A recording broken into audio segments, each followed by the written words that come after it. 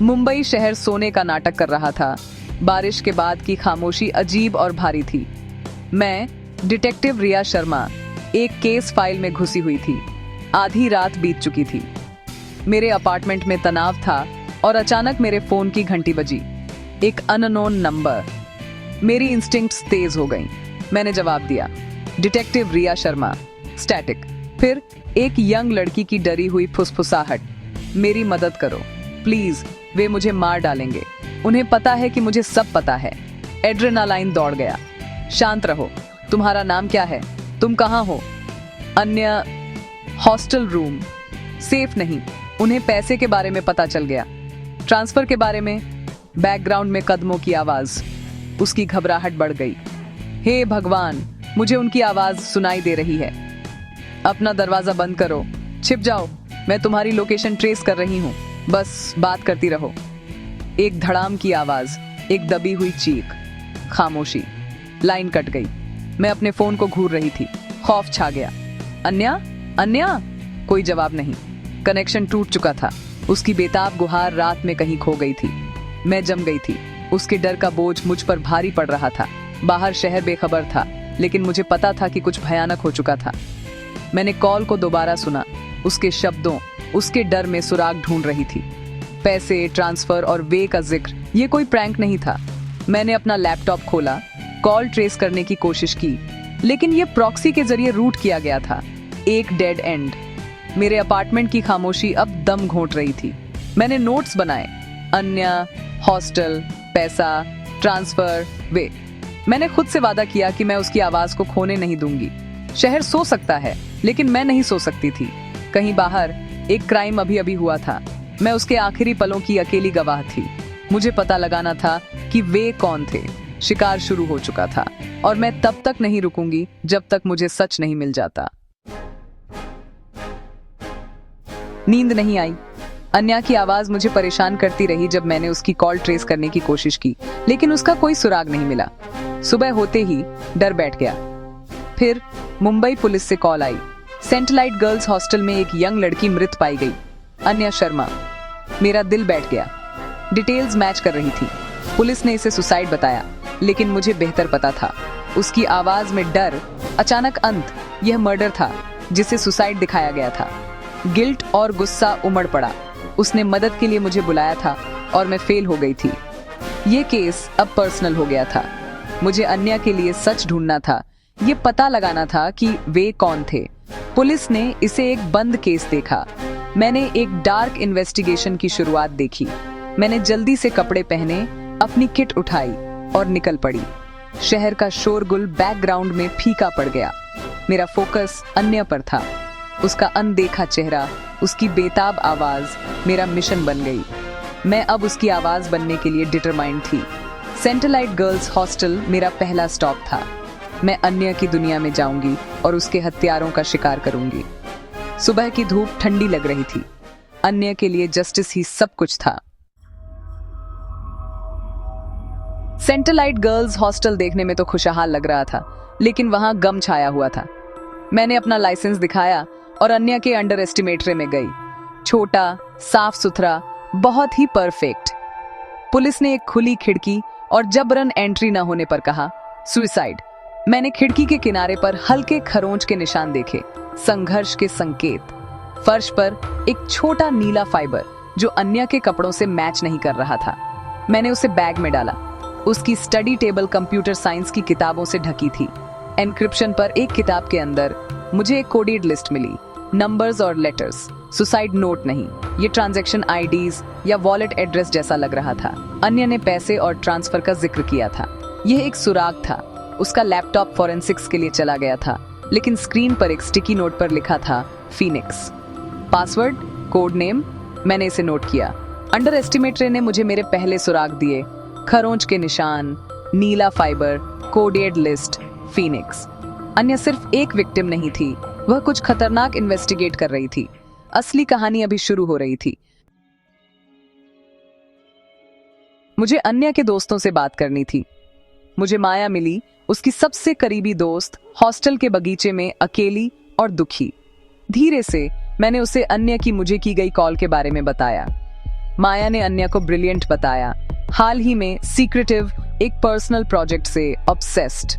उसने unethical algorithm और ghost transaction के बारे में बुदबुदाया। देर रात अपने लैपटॉप पर काम करती थी।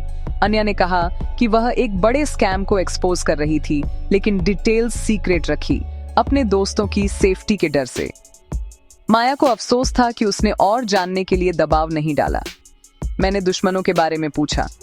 माया ने एक सीनियर समीर का जिक्र किया, जिसने अन्या को शेडी ऑनलाइन स्कीम्स में इन्वॉल्व करने की कोशिश की थी।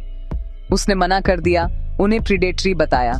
मैंने नोट किया, समीर पॉसिबल सस्पेक्ट। मैंने फिनिक्स के बारे में पूछा। माया की आंखें चौड़ी हो गईं। वह उसका प्रोजेक्ट था। उसने कहा था कि वह राख से उठ रही है। उसका मिशन एक बड़े ऑनलाइन फ्रॉड को एक्सपोज करना था। अन्य डिजिटल फुटप्रिंट्स को ट्रैक कर रही थी, क्रिमिनल्स को पकड़ने के लिए एक प्रोग्राम बना रही थी। कोडेड लिस्ट, पैसा, फेनिक्स प्रोजेक्ट, सब कुछ जुड़ा हुआ था। अन्य एक डिजिटल वॉरियर थी जो आग के बहुत करीब चली गई थी।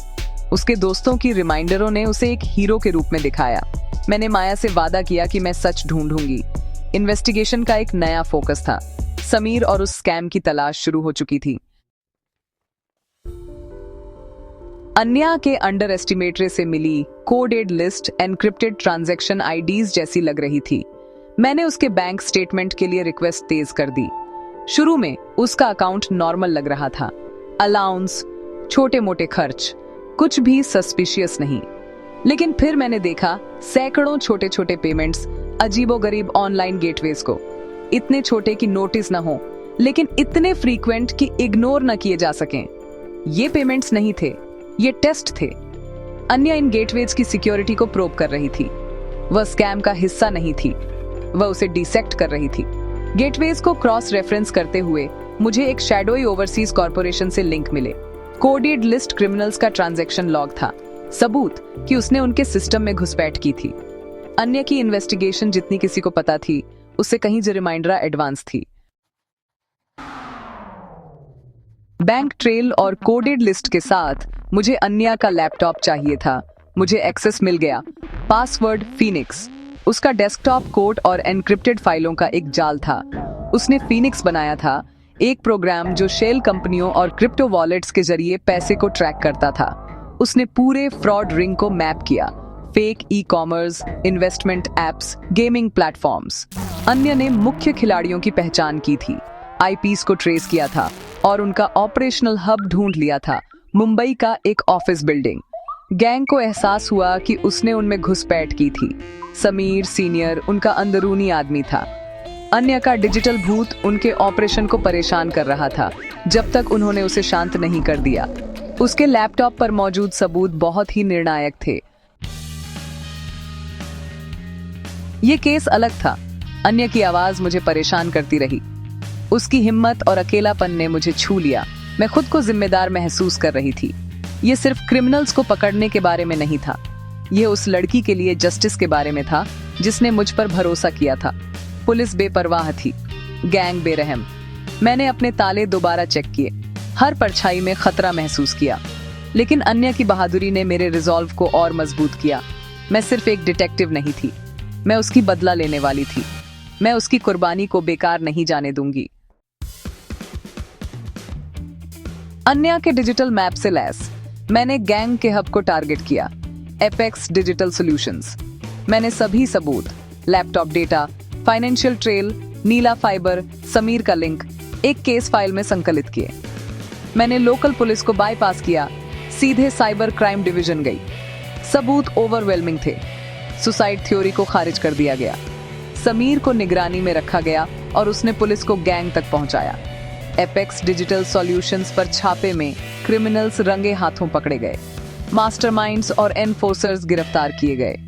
अन्य को मारने वाले आदमियों ने कबूल किया। उसका डिजिटल ट्रेल उनकी बर्बादी बन गया। जस्टिस मिल गया, लेकिन अन्य के बिना जीत अधूरी लग रही थी। केस बंद हो गया। क्रिमिनल्स जेल में थे। अखबारों ने इस सफलता की तारीफ की, लेकिन अन्य सिर्फ एक विक्टिम नहीं थी, वह हीरो थी। मैंने उसके पेरेंट्स को सच बताया। उनकी बेटी की हिम्मत ने सब कुछ बदल दिया। यह केस हमारे डिजिटल वर्ल्ड में खतरों की एक क्रूर याद दिलाता है। अन्य की कहानी ने साबित किया कि डिजिटल सुराग बड़े बड़े षड्यंत्रों को उजागर कर सकते हैं। सबक मदद के लिए किसी भी कॉल को कभी इग्नोर न करें। उस आधी रात की कॉल ने सब कुछ बदल दिया।